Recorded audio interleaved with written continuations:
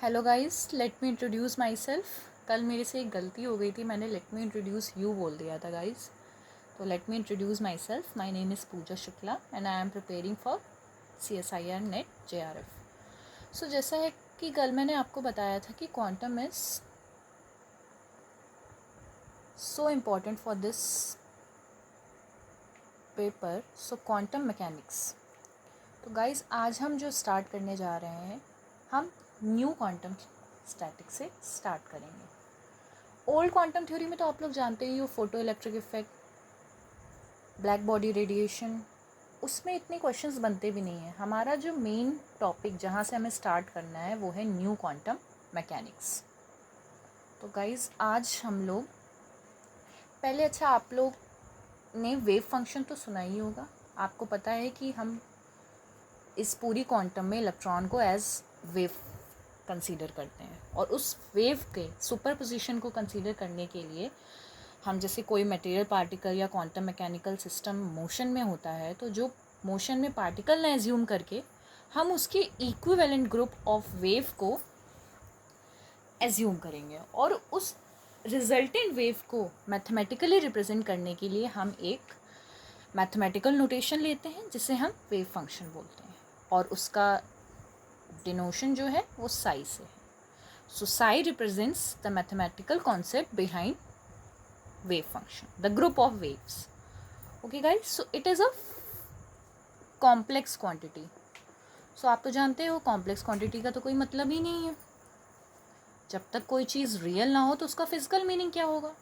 तो उसके physical meaning के लिए हमको इसे रियल बनाना पड़ेगा। So we'll take mod square. Mod square is the real quantity. Mod square is the position, probability, density. Now we can physically signify. Okay guys,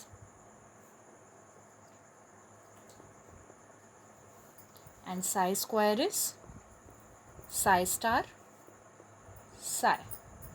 Okay, z, the complex number is x plus iy, and z bar is x minus iy. When we multiply, so we will get the mod square. Okay, that would be real quantity. Position, probability, density is r psi square, mod psi square. So guys one dimension में हमारा ये wave function कैसे आएगा? सो 1D position space. Okay, अब space है तो इसमें हम फॉर इनफाइनेटेसिमल रीजन की बात करेंगे।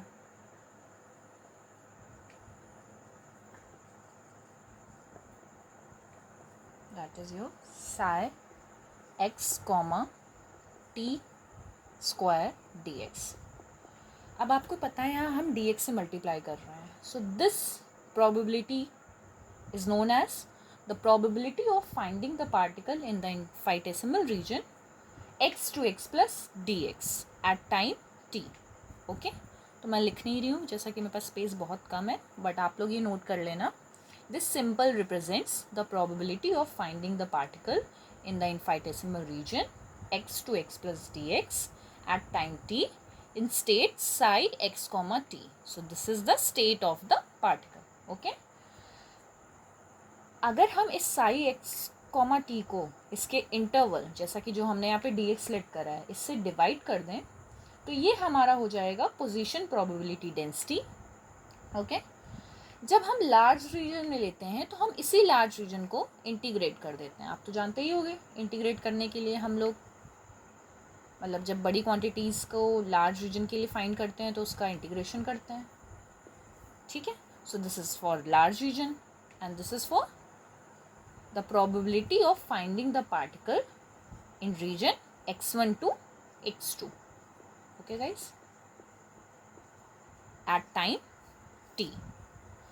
Now अब हमें एक चीज़ देखनी है, हमारे इसमें बहुत एक इम्पॉर्टेंट आती है बात, नॉर्मलाइजेशन कंडीशन। मतलब कि जब हम इंटायर स्पेस में मीन्स x1 टू x2 नहीं, अब पूरी इन्फिनिटी मतलब minus infinity two plus infinity में इस mod psi x comma t square को 1 लेट कर लें, मतलब इस कंडीशन को बोला जाएगा नॉर्मलाइजेशन कंडीशन।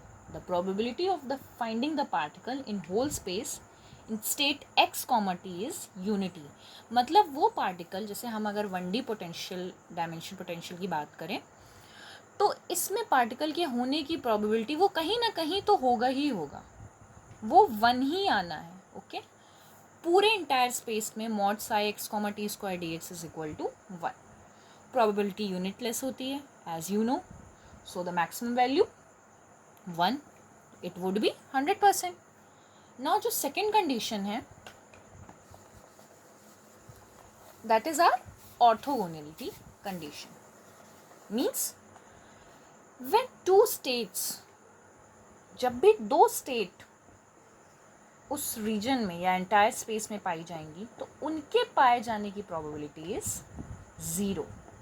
ओके गाइस, इसको आप psi2 star psi1 dx, as you know multiplication is commutative, so the probability of finding the particle in two different states is simultaneously is 0। Normality condition को आप एक साथ combine करके लिख सकते हो। It is psi1 star psi j psi I star psi j d tau delta I j।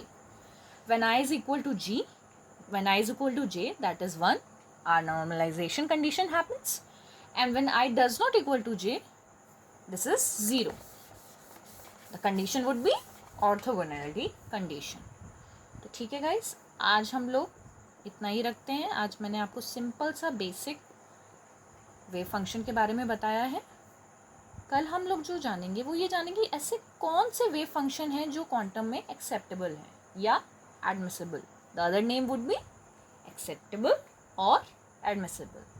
तो कल हम वेल बिहेव वेव फंक्शन के बारे में पढ़ेंगे कि जो वेव फंक्शन फॉलोइंग कंडीशंस, ऐसी कौन सी वो फॉलोइंग कंडीशंस जिनको सेटिस्फाई करेगा, जिनको हमें एक्सेप्ट करके चलना होगा, और इस क्वांटम में वही वेव फंक्शन आगे जाके हमारी हेल्प करेंगे, उन्हीं के साथ हम डील करेंगे। Okay guys.